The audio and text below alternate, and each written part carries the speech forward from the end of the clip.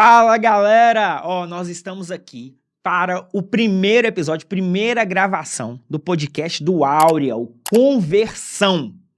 Conversão ou conversão, tá? Quando a gente pensou no nome, eu falei para Hamilton, a gente pensou no nome para brincar um pouquinho com a ideia, né? De convergir ideias, divergir, enfim, debater coisas importantes, coisas bacanas, mas também para conversar demais, né? A gente em sala de aula às vezes usa tanto espaço para poder falar tanta besteira.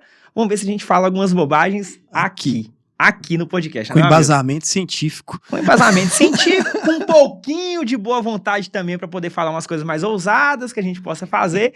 Mas enfim, galera, a gente tá muito feliz aí, estamos começando esse projeto muito bacana e temos certeza aí que todos os meses vamos estar produzindo muito conteúdo, muita coisa legal. O Conversão, só para explicar para vocês, ele vai ter 2 braços, né? A gente vai ter sempre gravações para falar de questões ligadas a áreas do conhecimento, questões importantes, a gente consiga convidar pessoas bacanas e também dividir experiências legais com os nossos convidados.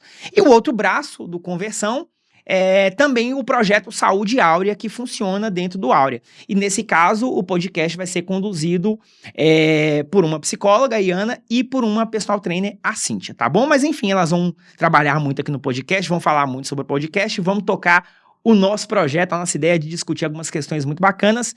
E esse primeiro, nós temos aqui 3. Na verdade, não temos 3 convidados, né? Eu nunca vou considerar a Hamilton um convidado, por meio óbvio, né, Hamilton? Pelo amor de Deus, eu e a Hamilton aqui estamos no processo já desenvolvendo as questões do Áurea. E trouxemos aqui para conversar com a gente o Pedro e a Clarissa. Podem se apresentar aí, dar um tchauzinho, oi, para conversar. Hello, galera! Que prazer estar aqui, viu? Primeiros convidados, né, Pedro? Muita honra estar aqui para participar desse bate-papo. Afinal, o que é história se não uma grande fofoca com embasamento científico, né, amigo? Então, bora lá. É um prazer, fico muito honrado com o convite. A geopolítica também é uma fofoca, é marcado por muitos movimentos, mas fofocas perigosas, né? Vixe. Que mexe com a vida de muita gente.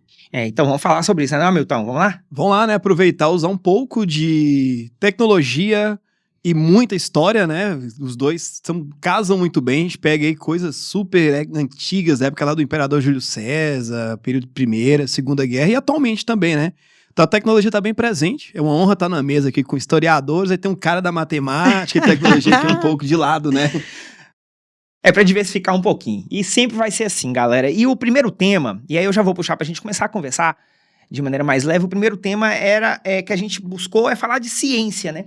Mas não trazer uma discussão de ciência, uma discussão científica, pedante, cansativa. Em certo sentido, a gente fala tanto, né? Todo mundo aqui, no final das contas, tá ligado ao seu campo científico, à sua área, a forma de imaginar o que trabalha em sala de aula. Mas a gente trouxe aqui até uma forma de fazer uma analogia a um podcast famoso no Brasil, que é o Ciência Suja. Existe um podcast, né, que é o Ciência Suja, e é o título do nossa primeira gravação, porque a gente quer falar dos momentos onde a ciência foi utilizada ideologicamente, os momentos onde a ciência foi pensada pelas pessoas para criar processos de dominação, criar relações ideológicas e grupos políticos assumirem o poder. E a gente quer trazer exatamente uma discussão que consiga conectar campos do conhecimento, formações diferentes, trazendo discussões ligadas ao cinema, trazer questões ligadas a teorias que foram muito importantes para o desenvolvimento científico. E é exatamente esse o ponto de partida. Eu queria até puxar uma primeira questão aqui para a gente começar a debater. Acho que talvez até encontre um pouco no que Pedro possa falar, o nosso professor de geopolítica lá do Áurea. Então, Pedro pode falar isso com muita tranquilidade. O século XIX, né, é o século onde a gente pode definir muitas questões nos campos de conhecimento, porque o pensamento social, a sociologia, as ciências humanas, outras grandes áreas, se tornaram de fato científicas, né? Quando a gente fala de ciência mesmo, né? As pessoas contavam histórias na antiguidade. A gente sabe disso. As pessoas contavam história na Idade Média, mas uma percepção científica do que a história poderia fazer, ela surge no século XIX. Só que eu estou dando um exemplo da história por ser o meu campo, né? Mas pensando em movimentos e em grandes momentos da história, como o imperialismo, Pedro, ele pode ser um ponto de partida para a gente começar a discutir isso, né? Em que sentido a ciência foi... É bom falar um pouquinho sobre o imperialismo para todo mundo aí, para todo mundo entender melhor, mas como que o imperialismo pode ser um ponto de partida para a gente começar a falar um pouquinho dessas aplicações científicas, né? Não, quando vocês me convidaram, né? E é um prazer estar aqui, mais uma vez reforçando. Eu fiquei maturando esse tema e buscando né, a encontrar ou analisar a ciência. E é um campo vasto, né? A gente tem a ciência suja aí como essa ideia de perversão da ciência, partindo do princípio da ciência como algo que busca o aprimoramento, e ao mesmo tempo a gente acaba por esquecer do quanto também ela foi fruto de poder, né? E a Mil deve estar até cansado, porque também foi alvo da nossa gravação hoje. Muito imperialismo, né? Para a gente discutir as guerras ali do século XX, da Guerra Fria. Mas não tem como falar de ciência sem separar do imperialismo. Porque quando a gente fala de ciência e imperialismo, a gente fala de um mecanismo de poder, onde a gente está falando de nações europeias buscando justificar o domínio sobre outras nações, outros povos fora da Europa, especialmente na África e na Ásia. E quando o Alisson coloca a ideia de ciência, é bastante interessante porque a construção do pensamento do que era o outro é baseado na percepção europeia. Então a gente tem ali a lógica do orientalismo, né? Então, quando a Alisson coloca aí que antes de existir ciência formal, disciplinada, como a gente conhece, existia a conversa, o diálogo, a memória, muito disso fez com que a população oriental fosse excluída desse processo científico. E onde a gente chega? A gente chega a uma condição onde a Europa usou muito do desconhecimento quanto ao Oriente para construir uma ciência baseada em suprimir e esconder o outro. Então, quando a gente fala em teoria suja, na minha cabeça, velho, a maior teoria suja que eu posso trazer aqui é a teoria da raça. A ciência suja. Porque a teoria da raça é um mecanismo de poder construído no século XIX. E assim, só pensando, e só porque trouxe uma questão científica, né? Porque é outra coisa que é importante, assim, a gente fala da ciência e acho que a questão racial, acho que é o primeiro ponto aqui, acho que dá pra gente desenvolver ela, mas só pra lembrar que eu, por exemplo, tudo que eu estudei de escravidão, eu sempre falo pros alunos, não foi a ciência do século XIX que inventou mecanismos de dominação, de poder sobre povos, nada disso, né? Isso, na verdade, existia. Só que não soube o que a ciência traz, de fato, de novo, para o século XIX. É uma perspectiva científica para justificar e criar elementos para essa dominação, mas ela já existia. Então, no século XV para XVI, também houveram dominação de outros povos. Mas aí você tem mecanismos como a religião, que se utilizou na própria escravidão. A religião foi um mecanismo muito utilizado. Mas não era uma discussão científica escravizar pessoas. Mas quando eu coloco a teoria da raça como um mecanismo sujo, ou como uma teoria ou uma ciência suja, ela é um elemento importante porque ela estratificou, né? Ela estratificou toda uma população mundial em camadas, até por uma percepção econômica mesmo, né? Se eu tenho uma lógica onde o capitalismo é tido como a ideia de desenvolvido, quem não tem esse desenvolvimento capitalista, desse modelo de governo social e econômico, naturalmente é tido como inferior. E isso acaba sendo replicado, trazendo a lógica da biologia, por ideia de que, portanto, esse modelo de governo /social, /cultural e /biológico, ele é tido como civilizado. Em contrapartida, eu tenho o externo a isso como não civilizado. E aí eu tenho a estratificação, quando a gente pega ali as teorias do imperialismo, e é um fator importante, porque não tem nenhuma ciência que explicou o imperialismo e a ideologia. Não tem ninguém que tratou e justificou o porquê que um país tem que dominar o outro.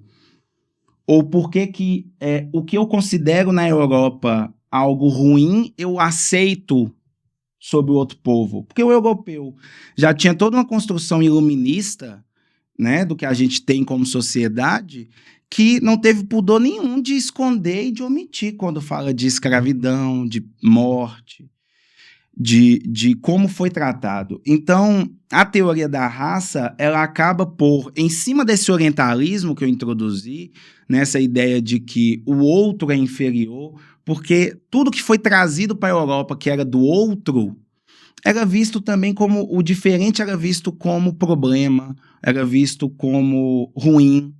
Então isso naturalizou a ideia de que eu sou civilizado, portanto eu tenho uma missão. Eu acho que tem uma questão que eu acho interessante que o Alisson pegou já, né, remontando aí um pouco antes, por exemplo, ao período anterior ao 19, é o fato de que o que vai acontecer no 19, essa cientificização, né, tudo agora precisa ser um conhecimento científico, e eu acho que quem trabalha isso muito bem é o Michel Foucault, quando ele fala da relação do saber com o poder, você só escuta aquele que sabe, né, tem poder aquele que está legitimado pela ciência para falar. Então, eu acho que é interessante pensar como que isso foi evoluindo no processo do 19, porque como a Alisson mesmo já ressaltou, antes disso você tem um conhecimento que está muito pautado no aspecto religioso. Se eu penso, por exemplo, o processo de colonização das Américas, ele foi justificado com uma justificativa religiosa. Só que a partir do Renascimento, a partir do Iluminismo, quando você tem esse resgate da ideia da razão como aquela que vai salvar esse homem, que vai ser aquela que vai levar ao progresso, aí eu não posso mais justificar uma dominação com impacto religioso. Eu não estou mais indo salvar as almas. Eu estou indo no processo de dominação, civilizar essa população. Porque aí entram essas teorias do século XIX, exatamente. Entram essas teorias do século XIX, baseadas numa pseudociência do darwinismo social, né, que não foi o coitado do Darwin que desenvolveu, mas ele foi apropriado para isso. E aí você vem com a justificativa de que aquelas civilizações que não chegarem naquele nível de conhecimento científico, que não forem instruídas por aqueles países que já se desenvolveram, que atingiram esse nível de maturidade científica, essas civilizações podem ser extintas, elas são inferiores.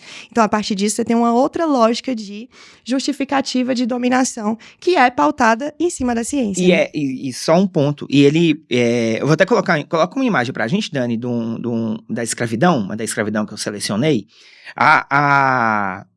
O próprio sistema escravista é um exemplo disso. Ela não é essa realidade, essa imagem, ela não é uma realidade ainda dita científica, mas ela já está sob uma lógica de domínio de cultura na sociedade muito forte. Imagens como essas eram extremamente comuns, né? Porque elas retratam um passado escravista onde existe uma dominação do branco sobre o negro, né? Em Memórias Póstumas de Brás Cubas, que é um dos livros do Machado de Assis que mais impressionou, o Machado, ele no início, ele conta, quando ele era criança ainda, nas Memórias Póstumas, ele fala que ele não se esquecia jamais do presente, o maior presente que ele ganhou quando criança, que ele podia pular, brincar, fazer o que ele queria, que era o negrinho que o pai dele deu pra ele. E aí, o Machado de Assis conta isso, falando como em vários momentos, né, de maneira brilhante, como que isso... E aí você fala bem assim, sem tergiversar muito, sem medo de falar, e a gente tem que, de maneira muito clara, até muito pouco tempo, eu não diria nem tão pouco tempo, a maneira como a própria mulher negra é encarada na sociedade por famílias brancas, né? De vez em quando aparece um fantástico casos de escravidão moderna que retrata um pouco dessa visão, né? E aí você poderia citar outros livros aqui, o Joaquim Manuel de Macedo trata a questão da mucama e do corpo, como que a iniciação sexual do menino branco com a mulher negra, ela é quase pro pai, né? Pro homem, é quase que uma questão de honra, né? De glória na família, meu filho, né? Se o filho, sei lá, passar a mão numa mulher negra, não é visto como um problema, mas enfim, isso não é científico. Então é uma sociedade que se acostumou com uma lógica de dominação baseada na inferioridade do outro, mas baseada nessa inferioridade que podia ser, talvez, religiosa, e nós temos componentes religiosos da escravidão, como a ideia do negro não ter alma. A Igreja Católica chegou a afirmar. A Igreja Católica afirmou categoricamente que o negro não tinha alma, isso é documentado. João Paulo II foi pedir desculpa, tem menos de 20 e poucos anos por isso. Ou que ele vai ser libertado do pecado, né? Porque ele é marcado você vê pelo pecado e será libertado. Sim, muito longe, assim, no Antônio Vieira, que os especialistas não gostariam do que eu falaria agora, mas o padre Antônio Vieira tem visões sobre essa ideia da libertação, de purificar, né? Até porque o que purifica é o trabalho, né? E aí aí tem uma forma de corrigir, Hamilton, que é bacana pra trazer uma questão bem legal pra você pensar junto com a gente também, porque como corrige essa sociedade? Como que você resolve isso? Limpa ela, ué. Sim. E aí você tem mecanismos científicos para limpar essa sociedade. Então não se trata só de uma... quando você puxa também um pouco pesado, mas quando você puxa para o nazismo também quer limpar. Ele também tem o desejo de limpar. E ele tem cientificamente um projeto para limpar a Alemanha. Ou salvar a Alemanha de qualquer mistura, com qualquer outro povo. É manter uma raça pura num espaço vital que seja capaz de de manter esse alemão puro, enfim. Eu sei que eu puxei da escravidão pro nazismo, mas é só uma forma de mostrar como na escravidão não é uma discussão científica, mas no nazismo é. Então, no nazismo a gente já toca numa questão ideológica mais profunda, né? Mas no próprio imperialismo tem a discussão científica, porque quando a gente resgata ali o César Lombroso, ele traz uma perspectiva, não que ele seja, né? Nós estamos falando de uma pseudociência, mas a academia bebe muito nele. Eu até ia brincar que o Lombroso é meio que o Olavo de Carvalho ali pro século XIX, entendeu? No caso, o Lombroso. Você não é o Lombroso. Então, nós temos uma questão científica sustentando isso, para também não ficar apenas Claro que o imaginário, né, vai permear isso, mas o imaginário não vai ter a capacidade de estabelecer ali a ciência por trás disso, mas tudo isso sustenta uma prática, uma justificativa. Porque quando a gente pega, por exemplo, os estudos, os livros, né, do Orwell, a qual eu estudei, por exemplo, na qual ele retrata esse período de imperialismo, ele traz muito essa percepção de que a missão civilizadora é a justificativa institucional. Sim. Né? Que Clarice apontou muito bem. E aí a gente percebe como o poder e o domínio ele não está atrelado somente ao uso da arma, né? Ao hard mas power. ao cultural, né? Ele está atrelado ao soft power, Sim. que é o cultural. Então o inglês ele se sente abraçado por essa ideia de cumprir com uma missão. Tanto o fardo do homem branco. Isso, tanto que na poesia, né, o Kipling se tornou um mantra para sustentar essa lógica. E quando você vai para dentro da colônia, o que você observa é um inglês que reproduz toda essa tradição europeia e tem uma perspectiva ali de melhoria social. Então, a relação de domínio colonial ela é sustentada nessa religião, e a geopolítica do século XVI, ou até mesmo anteriormente, né, do próprio Império Romano. O Império Romano traz a força também, mas a medieval ali é sustentada na religião. Sim. E aí seria esse soft power, né? Mas no século XIX, para além da arma, que está que o processo da indústria bélica, a Revolução Industrial também está avançando, tem esses mecanismos de fazer assim, a sua maneira de mudar de vida e de ser um aristocrata é indo para a colônia. Exato. Porque você aqui na Europa, você não vai ser. Porque você não nasceu nessa família, você não tem essa tradição, você não tem capacidade de estudar nessas escolas, você não pertence. Mas se você for para a colônia, lá você vai poder ter essa tradição cultural. É interessante porque, assim, quando a gente está falando aqui do 19, né, da Inglaterra, dá pra gente ir muito para essa perspectiva do próprio imperialismo inglês dominando todos esses territórios no século XIX, mas se a gente olhar para a sociedade inglesa do XIX, a gente olha para a era vitoriana, por exemplo, você vai ter uma sociedade extremamente controlada por um discurso médico, por um discurso científico também, que está controlando, inclusive, os comportamentos individuais. Então, a gente pode pensar essa influência da ciência, quando a gente está falando nessa interação entre estados nacionais que estão dominando uns aos outros, instituindo uma nova forma, né, cultural, de dominação cultural, mas se eu olho para dentro da própria sociedade inglesa, eu vejo também essa forma de controle a partir do discurso médico no comportamento individualizado. Então, se eu olho para as mulheres do século XIX, por exemplo, na era vitoriana, elas estão ali fazendo parte de um contexto em que o comportamento feminino ele é medicalizado o tempo inteiro, e ele é controlado pelo discurso médico. Por isso que eu gosto de trazer o Foucault, gente, não tem jeito. Porque aí ele vai falar muito sobre essa relação saber e poder, e quem tem o poder, ele justifica o saber, né? Então, o discurso médico ele é muito poderoso por isso, porque o médico ele é visto como aquele que tem o poder do discurso. Se o médico te diz que você tem que tomar um remédio, você vai tomar. Porque você acredita que aquilo ali tem efeito de verdade, porque vem de uma pessoa com poder. E aí essa medicalização no século XIX levou, por exemplo, à formação de uma psiquiatria que controlou corpos femininos ao longo de todo o XIX. Eu estava até comentando esses dias que eu fui assistir o Nosferatu, que é um filme muito legal. Para mim, é um filme controverso, assim, teve gente que amou, teve gente que odiou, mas eu achei muito legal porque me fez refletir muito sobre essas questões dessa era vitoriana. O filme passa ali na Alemanha, mas ele é uma adaptação adaptação do Drácula, né, que se passa na Inglaterra durante esse período da Era Vitoriana. E aí ele toca exatamente nesses pontos sobre o controle e o Essa discurso imagem tá aí científico. agora, né? Isso, essa imagem aí. Essa é uma imagem do filme onde você tem uma mulher, a Ellen, que ela é uma das personagens principais, e ela é vítima desse discurso cientificista que, na verdade, está normalizando o corpo dela contra o próprio desejo, entendeu? Então, aquela mulher que sai da ordem, que sai da normalidade, daquilo que é considerado normal, vai ser vista como a histérica, né? Então, a histeria surge como um ponto importante para o tratamento do comportamento feminino no 19. E isso demonstra como que a ciência atuou também nessa normalização. Uma normalização entre aspas, é claro, né? Porque a gente precisa primeiro questionar o que é considerado normal, né? Mas essa normalização dos corpos. E aquelas mulheres que eram consideradas histéricas seriam, por exemplo, muitas vezes levadas para prisão ou para asilos, onde elas vão estar lá encarceradas por isso. E isso vai refletir muito ao longo da história do 19 e do 20. Chegando no Brasil, inclusive, a um encarceramento gigantesco de mulheres aqui no Brasil, na colônia de Barbacena, por exemplo, várias delas eram consideradas histéricas.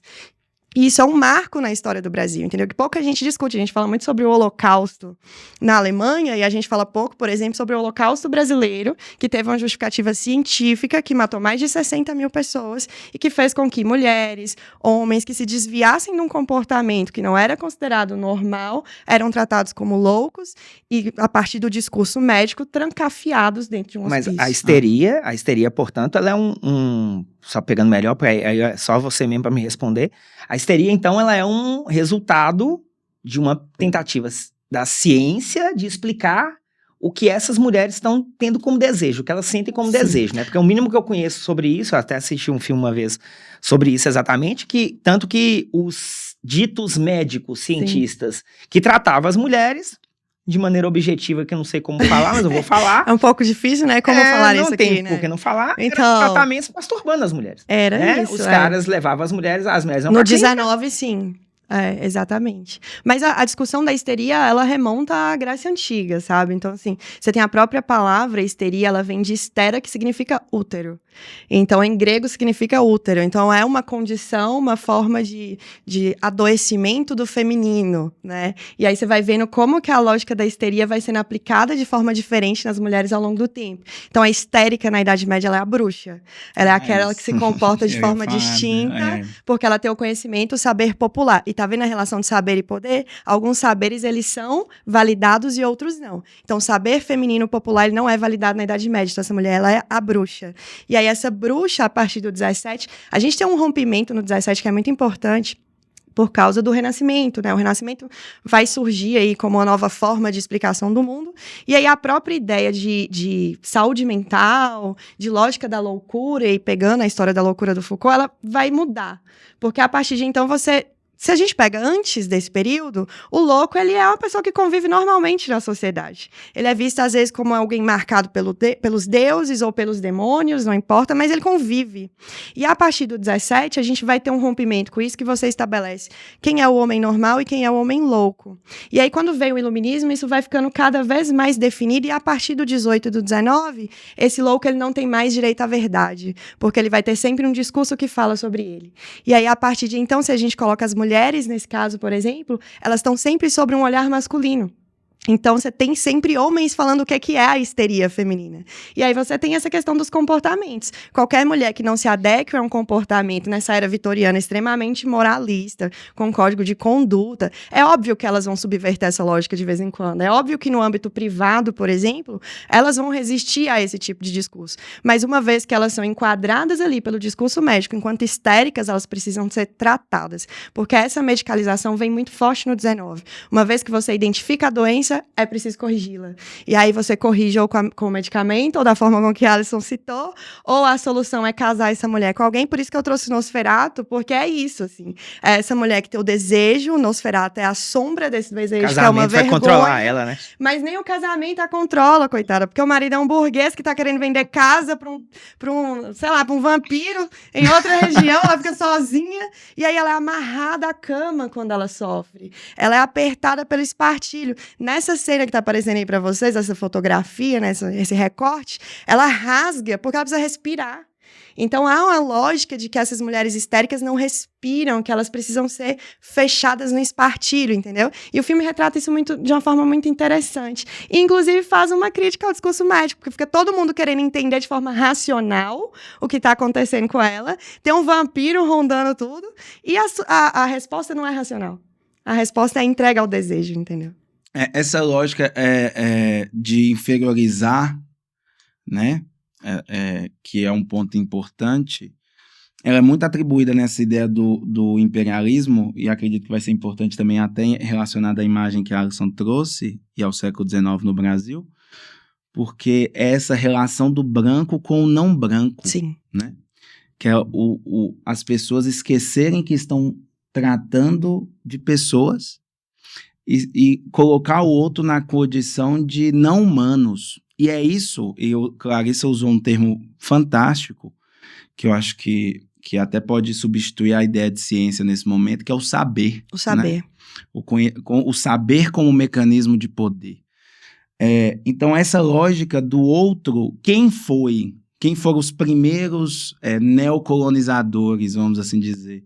Isso atribui até o próprio Marx, que veio cuidar da perspectiva econômica e acabou estereotipando o homem oriental.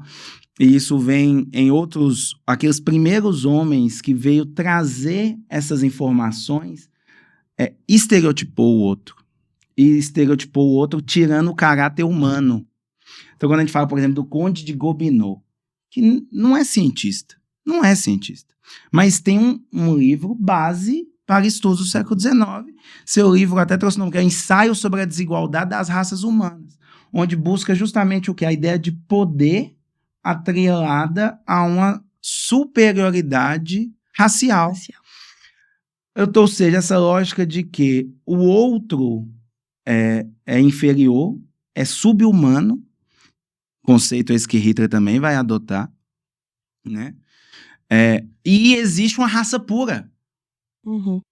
Que a ideia de raça pura é do século XIX, que institucionalizada como uma política, né? Não à toa direitos humanos, a Carta de Direitos Humanos vem justamente para limitar ou estabelecer normas quanto a essa institucionalização dessas medidas, mas até que ponto você pode tratar o outro como um sub-humano? E é o que foi tratado aqui. Então, essas mesmas nações europeias, elas tratam o outro como sub-humano. Esses mesmos homens, tidos científicos, iluministas, defensores de direitos, esquecem esses direitos para com o outro, e a sociedade em si aceita isso e legitima isso, porque para ela é um mecanismo de benefício para com o próximo, melhoria social minha, e um reconhecimento e aceitação. Então, o Brasil, a gente fala do século XIX, já é um absurdo, mas ainda falar de século XIX, escravidão, na Inglaterra, se torna mais absurdo. Porque no Império Britânico, a escravidão era legitimada ainda. Sim. Então, dessa maneira, esses elementos é importante. E dentro dessa lógica, Clarice falou do médico, quando a Alisson falou do nazismo, já fez essa ponte para o nazismo, curioso pensar que grande parte dos médicos alemães eram aliados ao Partido Nazista.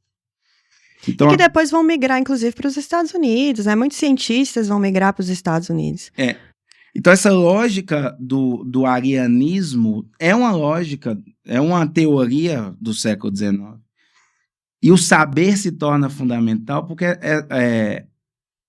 ela nem o arianismo não é construído em bases raciais tradicionais. Porque o arianismo, quando você pega o arianismo, o que é o arianismo? O que é o ariano? É uma base linguística. É o latino para nós, né? Aproveitar, Pedro, que você colocou do nazismo, porque aí eu quero puxar uma coisa aqui. Exatamente para as guerras, né? Que eu acho que, assim, um dos pontos que eu sempre ouvi falar foi sobre... e aí, Hamilton, eu vou jogar para você, porque eu acho que você consegue fatalmente entregar nesse sentido. Eu sempre ouvi falar que também teve questões de científico, mas aí, nesse caso, foge um pouco do que a gente está falando aqui. A gente está tentando pensar numa pseudociência, numa ciência que, em certo sentido, é manipulada para atender a algo. Mas no caso da matemática, no caso dos conflitos mundiais, das guerras, dos computadores, enfim, que você pode falar melhor, nós estamos falando de ciência, tal qual a gente conhece. Então, assim, numa perspectiva de pensá-la como ciência suja, aí nesse caso seria não seria contestar cientificamente o que essa matemática, o que essa tecnologia entregou, mas talvez seria discutir como ela foi aplicada. Nesse caso é diferente do que a gente está falando aqui. Sim. No caso aí, você pega a matemática, a ciência como um todo aí, ela entra em duas grandes vertentes para aplicação. Para comunicação, que vai ser desde a época aí da Roma Antiga, você vai pegar lá a cifra de César, se Dani puder colocar aí aquela linhas de letras aí que tem. Encontrei, Dani, umas letrinhas bonitinhas. Então, letrinha, As ABC, imagens da matemática 1, 2, devem 3. ser maravilhosas. Olha lá. Isso aí. Isso aí? Que Chama é isso? cifra de César. E você já usava lá na época do Império Romano para fazer troca de mensagens. Então já é algo ali, uma ciência que eles tinham ali, que manda uma E você mensagem consegue pro outro. explicar o É que uma aquelas mensagem letras falam pra codificada, gente? é Que letra isso? codificada, É uma que mensagem É uma codificada? mensagem codificada. Só que é uma tá. codificação simples. Hoje a gente olha muito simples, que é uma brincadeira que a gente faz quando é criança. Você Entendi. troca a letra ali, você tá trocando mensagem com alguém, ó, você avança algumas casas, aí a chave da criptografia é essa. Eu peguei aqui o alfabeto, entendo o alfabeto como ele ser redondo, A, B, C, D, F, G, H, de novo. Aí você vai pegar tipo o telefone antigo, que Aham. você vai até cada número, digita. Então o A vai passar a ser a letra D. O B vai ser o E. E daí pra frente. Aí Adson já sabe a codificação que eu uso com ele. Então posso deixar o papel aqui na mesa, ninguém sabe, poxa, o que tá escrito aí? Entendi. Então, desde o Império Romano já tinha essa comunicação, essa cifra de César, e é algo que é usado em vestibular. Já caiu no Enem, já caiu na Unimontes, coisas simples da cifra de César. Ele, quando você pega ali no pré-Segunda Guerra Mundial, os nazistas já tinham uma máquina, ali início dos anos 30, que era a máquina Enigma, que já era para uma comunicação entre eles. Só que aí tem um nível de esperteza que eles tinham a máquina Enigma, que eram para mensagens mais simples, vamos dizer assim, e tinha a codificação da máquina Enigma, segunda máquina, que codificava essa mensagem, que eram para pessoas do alto escalão, que eles conseguiam fazer essa codificação. Então, ali antes da Segunda Guerra, os poloneses já estavam tentando quebrar essa codificação. É algo que permitia ali bilhões de combinações, você não tinha nada que conseguia fazer na época. Tem um filme muito bom, eu acho Estrelas do Amanhã, que são as mulheres que são Estrelas chamadas Além de do Tempo, eu Além do acho, Tempo, isso. falei errado. Estrelas Além do Tempo. Estrelas Além do Tempo? Isso. Acho que é isso. Que são mulheres que trabalham na NASA. Na E- NASA. E, quando você fala, eu preciso de um computador. Hoje, quando a gente fala precisa de um computador, você já pensa aquele Aham. computador placa de vídeo. Não. Era uma mulher boa de conta que era o computador. Entendeu? Uma mulher muito boa de conta. Tanto, o filme é muito interessante lá, que depois que começa muita linguagem de programação, muito tempo. Então, você precisa de uma pessoa boa de conta, raciocinar, desenvolver enigmas ali. Aí você pega ali no período ali da Segunda Guerra. Mas o estudo foi muito inovador, onde você fala do nazismo, que eu realmente não conheço. Sim.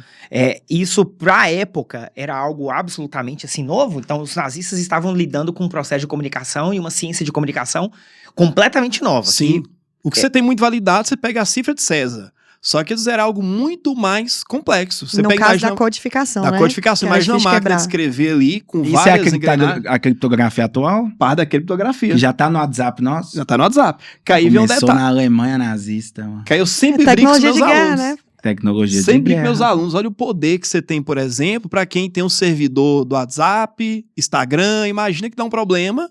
Alguém descobre a chave de codificação do WhatsApp. E lança um site aí, gente. Digite o WhatsApp de quem você quiser e acesse todas as mensagens. Você trouxe esse computador, esse Enigma, tá aí? Você trouxe ele? Tem uma máquina que foi Não, tem uma usada. foto, né, pô? Tem dois computadores, supercomputadores. Tem uma aí. foto aí, não tem não? Mas Tem é- duas fotos de mas supercomputadores. É isso aí? Nossa, Esse era o computador da Pequenininho. época, né? São dois computadores. Isso é o um Sony Ericsson. que um- básico. Um é chamado Bomb, o outro é o Colossus. Certo. Um foi usado para descriptografar a máquina Enigma, ou seja, decodificar as mensagens. E o outro, outra imagem, que eu tenho o Colossus e o Bomb, foi usado para descriptografar as mensagens do alto escalão. Nesse aí já tinha o jogo da cobrinha. Já tenho. Se eu te falar O que jogo se da até pra cobrinha. rodar um jogo da cobrinha seria difícil, cara. Brincando assim, porque tem muita...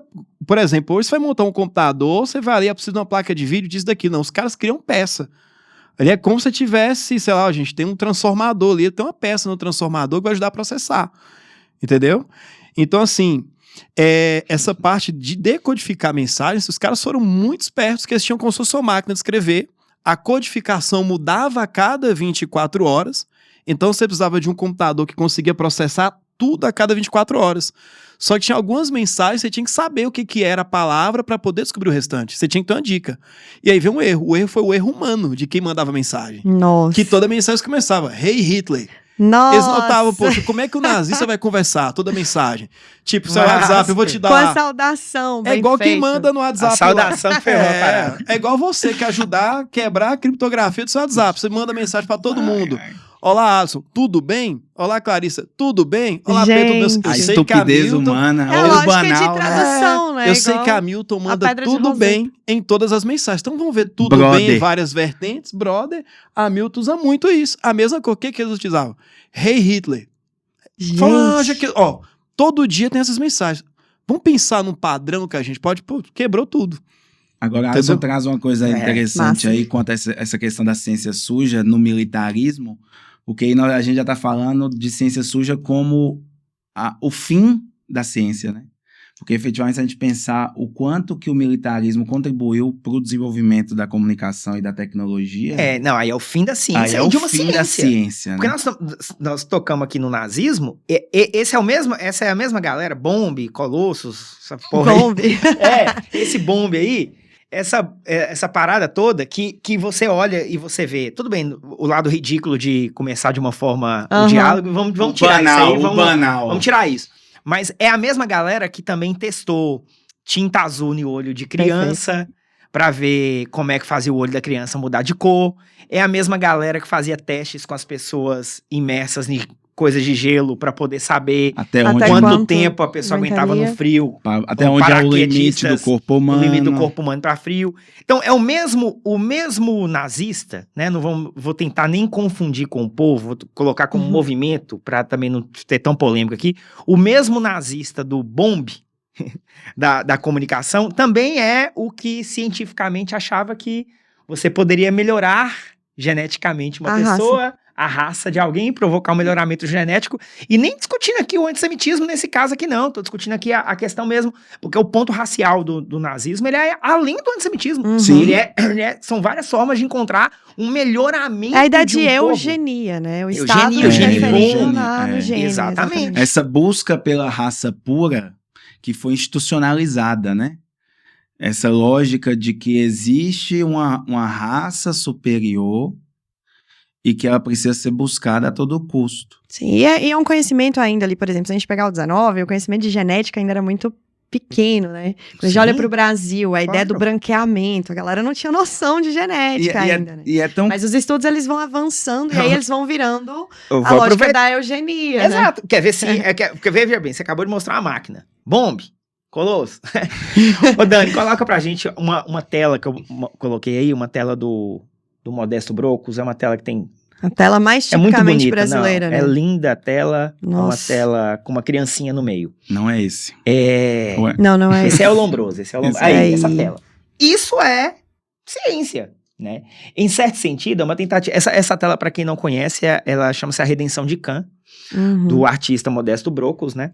Vai estar no Espanhol, Enem. E né? ela. Vai ela tá é uma no Enem. tentativa- Ela é. Vai estar no Enem. Mas ela é uma tela realmente espetacular porque ela fala sobre a solução. A solução para um país que estava doente, atrasado, é um processo de miscigenação. Você vê uma negra, né? Você tem o passado mais antigo dessa tela é a negra, né? A mulher Uma negra mais retinta, velha. né? Ela é negra retinta, um casal de mestiços, e no meio desse casal de mestiços, uma criança branca, com uma maçãzinha na mão, não à toa ela tá com a maçã na mão, e ela é uma criança branca, como se ela representa uma redenção, a redenção de um povo que melhoraria, né? Então, assim, ela provoca uma discussão sobre o que a Clarissa acabou de apontar da política de branqueamento, porque ela representaria a chance de branquear ou a chance de futuro, de fato, de um país que não tinha ainda encontrado com o seu melhor progresso, com a sua civilização, né? A gente usou o termo aqui, civilização.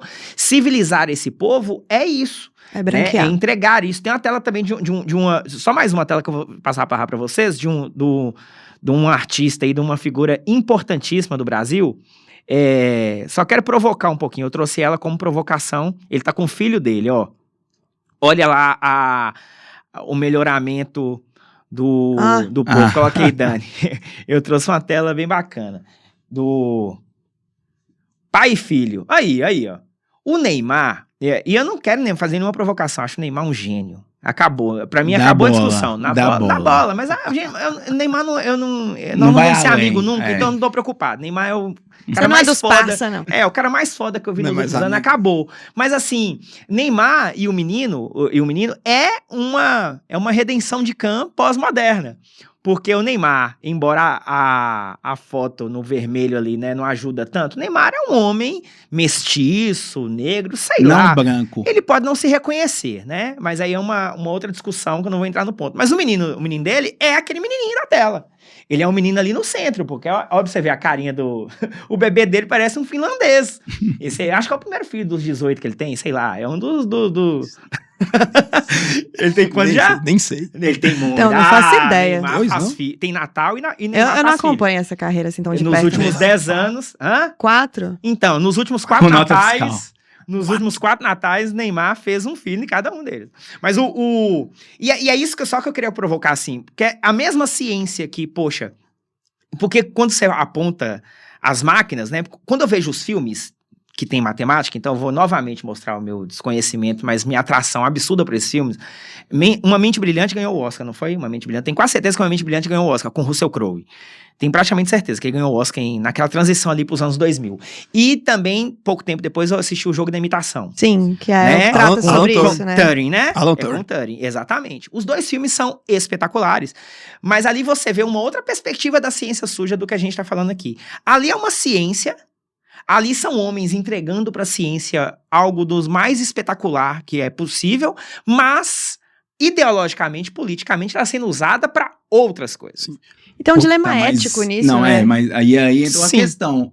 O Mengele pensava que estava fazendo um compromisso com a ciência. Isso, exatamente. O Lombroso também. Ele também acreditava, ambos acreditam. O Mengele, ele estava comprometido na cabeça dele com um dever do Oppenheimer, Estado. Vamos jogar no Sim, Oppenheimer agora. Oppenheimer. Pra quem assistiu Oppenheimer... Ganhou ano passado, tá exatamente. pertinho. O tempo inteiro é Oppenheimer acreditando, claramente, não que é pro bem, Uhum. né? Que é pro bem, igual todo mundo fala, tem lá um chat GPT, outra ferramenta eu vou usar pro bem, mas quando você Exato. assusta, você tá lá no vídeo... Seria como, é lógico, a outra discussão, seria como você pensar nos algoritmos, né? Sim. Os algoritmos do que a gente vê na rede social. O algoritmo, ele pode ter sido pensado para algo que, obviamente, ia mudar a vida das pessoas, e mudou efetivamente. Mas como ele é usado hoje? Em que ponto ele te manipula? Em que sentido ele cria em você os seus desejos de fato? Quando você rola o feed do YouTube, que vai construindo o que você assiste mais. Quando o YouTube fica te sugerindo, o que o YouTube tá fazendo? E por isso que aí eu sei que é outra conversa. Por isso tá essa briga da China com os Estados Unidos, né? Sim. Que você roda o For You. For You.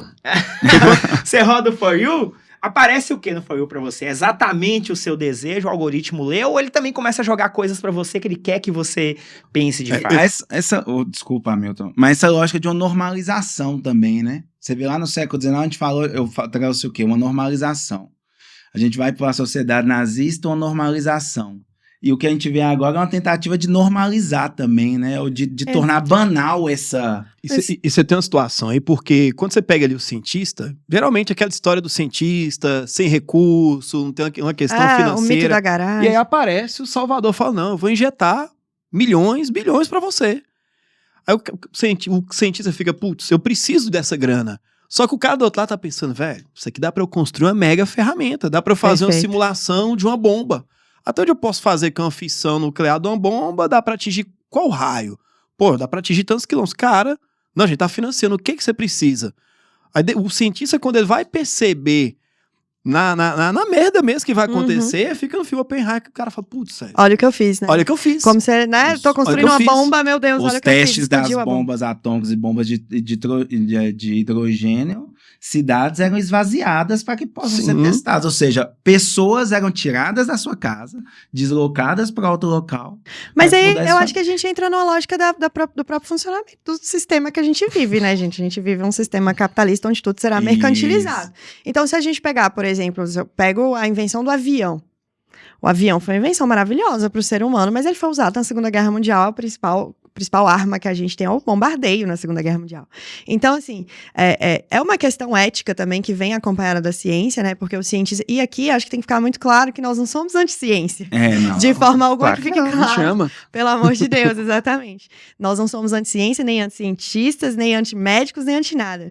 Mas é preciso entender que, e é o que eu sempre falo com os alunos na primeira aula sobre introdução aos estudos de história, pensando a história como ciência. A ciência não é neutra. Não. E ela está sempre permeada por aquilo que ela está inserida culturalmente. Então, ela vai responder a questões do seu tempo e será utilizada para questões do seu tempo. Porque, como eu disse, a gente vive num sistema onde tudo vai virar mercadoria, né? E aí não tem jeito. Essa mercadoria, inclusive, pode servir para dominação. E tem um outro fator aí que passa a ser relevante também nessa linha final, é até que ponto o braço privado vai, né, da iniciativa privada, e quanto é a necessidade do Estado. Então, se a gente volta desde as grandes navegações, passando por século XIX, chegando à disputa, passando pelas bombas atômicas, chegando às disputas de inteligência artificial, a gente chega a essa conjuntura de que esse desenvolvimento científico, ele passa também por essa estrutura do Estado. E o Estado tem um fim naquilo também. Sim. Né? Tem um fim. No imperialismo era o domínio, era normalizar a dominação e estabelecer poder e um desenvolvimento industrial. No século XX é uma vitória em conflitos, depois pautada em uma disputa de hegemonia geopolítica. Exato. E também sempre com a lógica de vamos normalizar, vamos tratar isso para que o nosso não veja o que está acontecendo como algo anormal. Porque Mas para mim, só colocando aqui, muda muito, muda demais minha percepção sobre a ciência quando você tem uma construção consciente do que você deseja como dominação naquilo que se está se fazendo, se projetando, ou quando isso aparece como uma consequência e uma questão ética. Acho que há uma diferença, ouvir assim, o avião foi criado para inúmeras coisas, melhorou a vida do homem, e usou-se ele na Segunda Guerra Mundial. Ok. Para mim, com todo respeito, é ok. É ok porque eu uso, entendeu? Porque senão, aí o avião deixa de existir porque, de repente... Não, mas nada vai deixar de existir, satélite, porque ele sempre será feito, o satélite. Exato, esse é o ponto. Eu não foi pela finalidade da guerra, Perfeito. sim pela construção de demonstração de poder. Acho que o ponto sujo da ciência é quando ela na minha concepção, a minha forma de encarar o termo, pelo menos eu posso estar equivocado, é quando ela é deliberadamente criada com o objetivo claro disso, quando ela é criada com o objetivo claro como instrumento mesmo da dominação. Então, assim, não é gratuito você citou o Lombroso, né? Tem uma imagem aí, eu vou só colocar uma. Olha pra você ver como é que tem uma relação com a nossa vida hoje. É uma imagem tem o Lombroso e tem um estudo de craniometria. Eu coloquei uma imagem de craniometria, isso aí. Ó. Essa imagem é de craniometria. Para quem não sabe, vou falar rapidamente, porque eu estudei violência, só quero pegar um minuto disso. Estudos sobre violência tentavam justificar em vários aspectos que pessoas praticavam violência ou não, né? Então, da mesma forma como você também tenta explicar cientificamente por que uma mulher tá sentindo prazer e vai qualificá-la como histérica, também existe o indesejável, o inaceitável. Essa pessoa é aquela que tem que ser excluída, né? Então, e geralmente os estudos, para tentar resumir, estudava todas as partes assim, do rosto e do corpo e tal, para tentar explicar quem praticava crime. Então, você tem tamanhos de narizes pra ladrão. Você tem determinados tipos de orelha. Isso está descrito em manuais. Isso mesmo, Hamilton. Isso tem mesmo. manuais. Hamilton, você tinha tabelas com 50 tipos de nariz e qual tipo de nariz era mais propenso a furtar, verdade. qual tipo de nariz era mais propenso a praticar estupro. É Qual inacreditável. formato de crânio? Você imagina você hoje num supermercado, e não é tão absurdo o que eu tô falando, não. Você ser afastado de um supermercado, o cara chega no supermercado e ele fala, você não pode ficar aqui não, por causa da sua orelha. Que de passagem não é muito bonita, mas tirar você do supermercado porque você furtaria uma lata de leite ninho por causa dessa orelha estranha sua, não tem condição. Aí você fala, então acaba virando uma piada, isso acabou. Não, cara. Esses mesmos estudos que falavam sobre faces, rosto, tipo de pele e tal, serviram para a polícia militar durante muito tempo. Com certeza. A polícia se valeu disso durante muito tempo. E até hoje, policial, Eu ia dizer isso. até Tá hoje, enraizado. policial tem boletim de ocorrência com caractere físico. Eu sei que há uma discussão novamente polêmica, a gente entraria aqui nessa questão policial, outro tema para discutir isso, mas em qual é exatamente o sentido da identificação sobre o tipo de pele, nariz, orelha e bochecha de alguém numa identificação sobre uma abordagem policial? E assim, uma pergunta provocativa.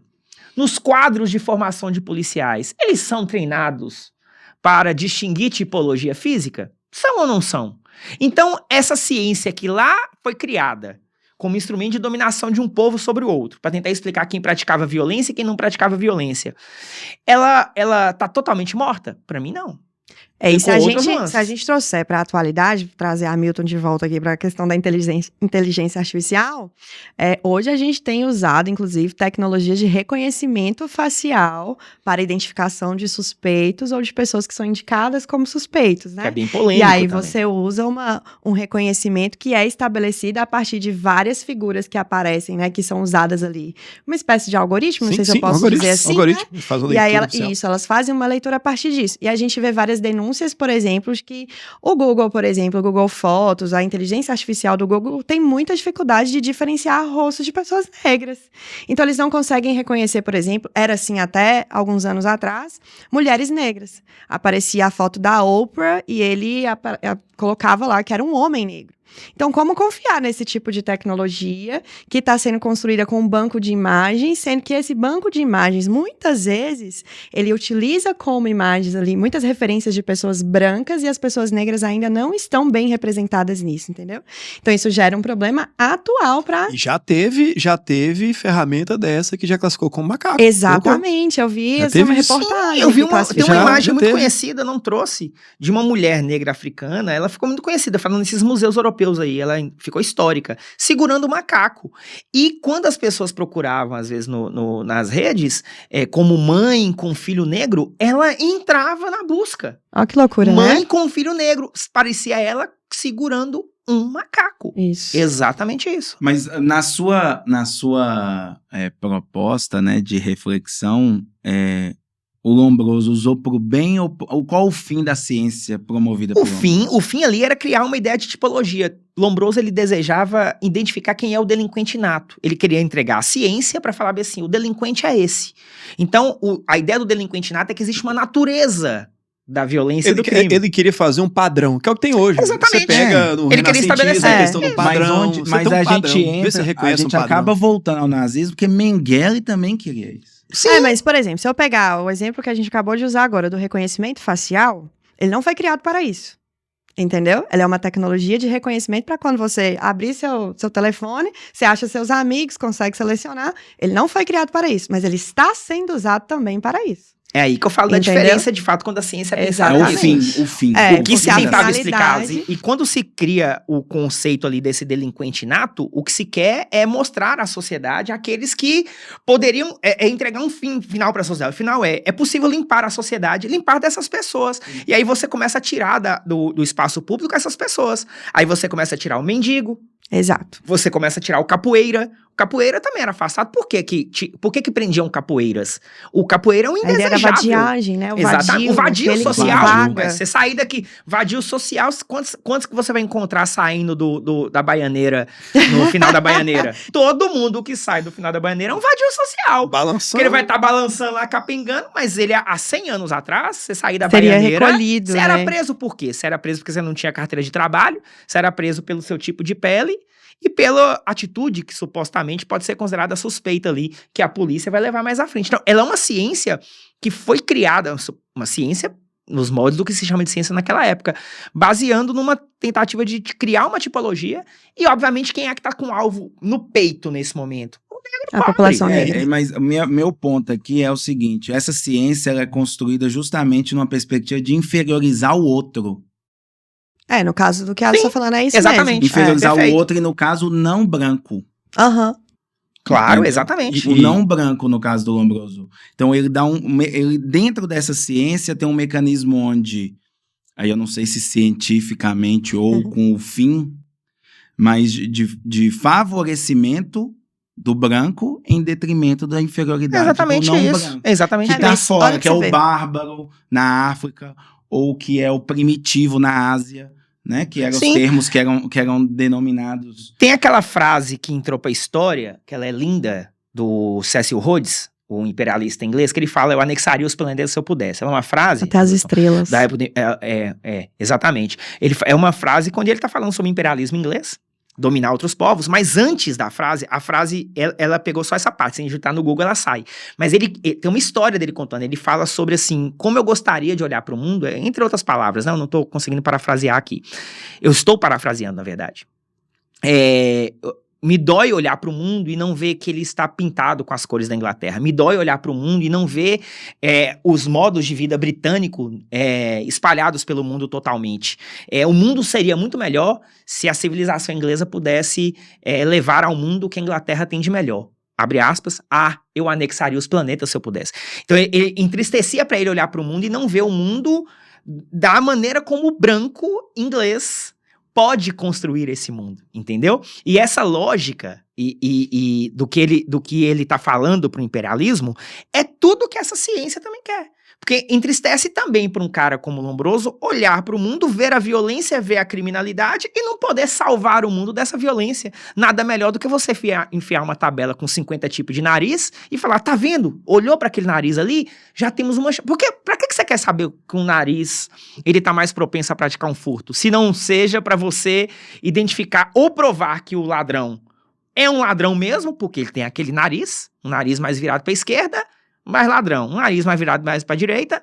Eu não vou fazer analogias com esquerda e direita aqui, que eu serei preso no primeiro podcast. Ai, meu Deus, eu nem tava tá pensando bom? nisso. Não vou fazer, só porque eu tenho tava certeza que alguém em casa Eu já não trouxe uma vou polêmica fazer. já. O podcast tá no Ixi. primeiro episódio, eu não vou caçar confusão Durou com um total nenhuma de um. ideologia aqui. Tornou Mas... um- E eu tô ou bem que no não- corte do lado dele aqui, meu Deus. Ou que não seja pra pegar um nariz desse e falar bem Qual assim, lado? olha, não sei se você roubou, mas que ele tem todas as condições pra fazer isso, ele tem por causa do nariz dele. Entendeu? Então você acaba usando a ciência pra isso. Uma coisa que você falou, igual, ele colocou essa questão de padrões. E hoje tem muita gente que é refém do que o computador, o sistema coloca, a pessoa não pensa. A questão de reconhecimento, por exemplo, tem sistemas de supermercado que tá lá monitorando as pessoas e notifica a segurança, ó, comportamento diferente, comportamento estranho.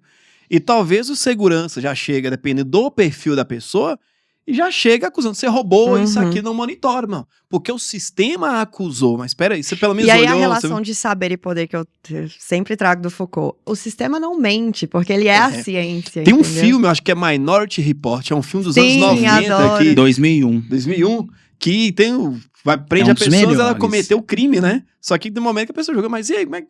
Antes Sou de eu? cometer, Como né? assim? Sou eu. Né? E nessa lógica... Ó, nós estamos perto de encerrar. Nessa Vamos lá, lógica, nossas então, considerações deixa aí, eu, não tá? nessa Já lógica, tá na hora já. essa mesma ciência, ela hoje acaba sendo usada para a questão da imigração em países nacionalistas. Sim. Que acaba o quê? Vendo na imigração a ameaça para justificar esse nacionalismo. Então,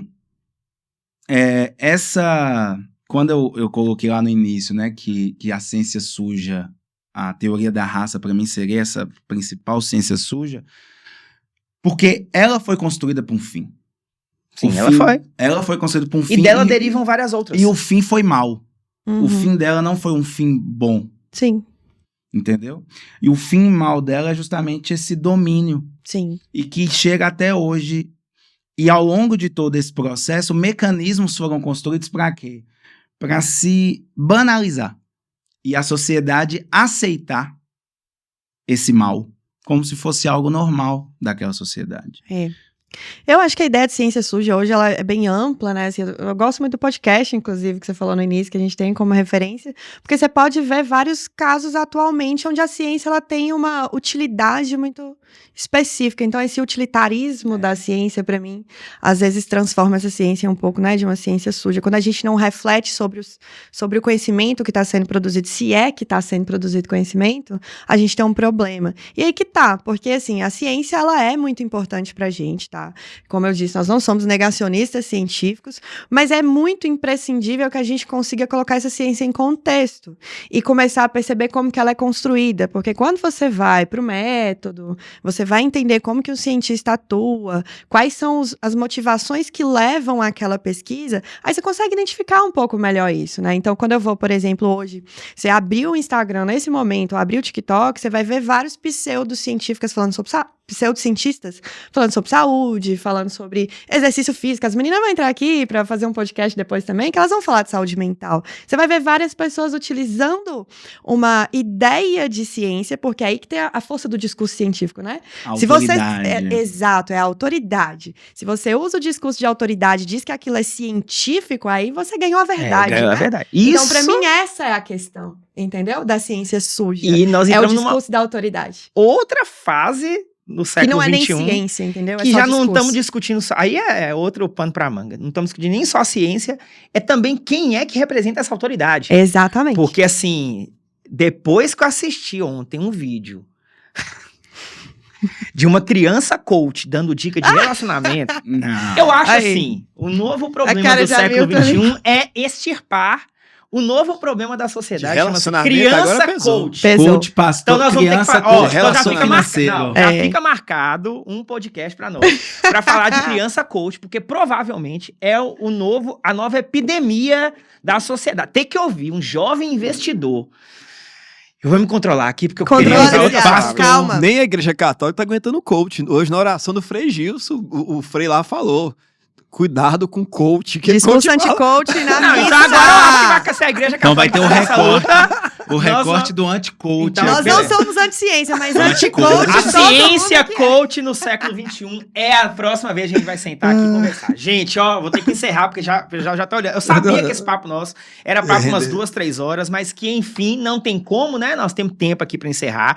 Agradecer, Clara, obrigado. Ai, obrigada, Viu? gente. Eu que Clarissa é nossa agradeço. professora no Áurea. Sim, De tô História lá. Geral. História geral. Pedro, brigadão, meu Eu que querido. agradeço o convite. Nosso foi muito professor bom de estar aqui. Geopolítica. Hamilton, meu sócio. Estamos aí juntos. Mais um episódio, de vários, de infinitos. Nós vamos gravar muita coisa bacana. Agradecer a galera que aceitou aqui, galera que vai assistir a gente também nos cortes aí. Agradecer nossos patrocinadores, tá? O Conversão começa com 4 patrocínios muito legais, né? E 4 apoios. Os patrocinadores são a Gift. A Gift é do Guilherme, que é um amigo aí bacana pra caramba. Você corta cabelo lá também, né? Corta lá, Ah, né, pois é. gente? Pois é, por isso tá com essa napa bonita aí. Ó. Tá aí. Fazer a barba na semana. Mas a Gift não é só barbearia. né? Também roupa não. também. Tem de tudo lá. O Dollar Shopping também que tá apoiando a Canetinha, gente. papel aí, Caneta, ó. com um monte de Papel. coisinha pra gente. Dollar o Delícias Shop. de Frango, que é a loja de um grande amigo, um irmão meu, Jean. Então vocês vão lá, que tem muita coisa bacana. E a loja nossa do Áurea. Loja Áurea. É a nossa loja do Áurea aqui, ó. A loja Áurea aqui. Canequinha, tem roupas, Na próxima eu vou vir com uma blusa bem bacana. Eu vou colocar o boné aqui do... Deixa eu tirar coloca o papelzinho boné. aqui. Vou colocar o boné pra encerrar, ó. Esse aqui Ó é um que boné do jovem que Áurea. você ficou aqui. agora. Hã? Ficou jovem. Eu de boné, uma raridade, ó. Tirem print, vocês nunca mais Bonita, vão ó. ver. Bacana. A cabeça Da loja dobra de Áurea. tamanho. E tem o apoio também do curso de matemática do Hamilton, do curso de redação meu, da Iana, que é psicóloga nossa, que vai apresentar o outro podcast, o podcast do Saúde Áurea, junto com Cíntia, personal trainer, também apoiando a gente. Então é isso, galera. Obrigado aí por todo mundo ter vindo, viu? Espero que a gente Valeu, consiga galera. desenvolver muita Gente. coisa bacana. O podcast do Áurea é pra isso, Conversão é pra isso, pra gente convergir ideias, divergir, falar de coisa bacana, bater papo de maneira leve e espero que seja muito útil pra vocês. Até a próxima. Um beijão. Beijo, Valeu. valeu.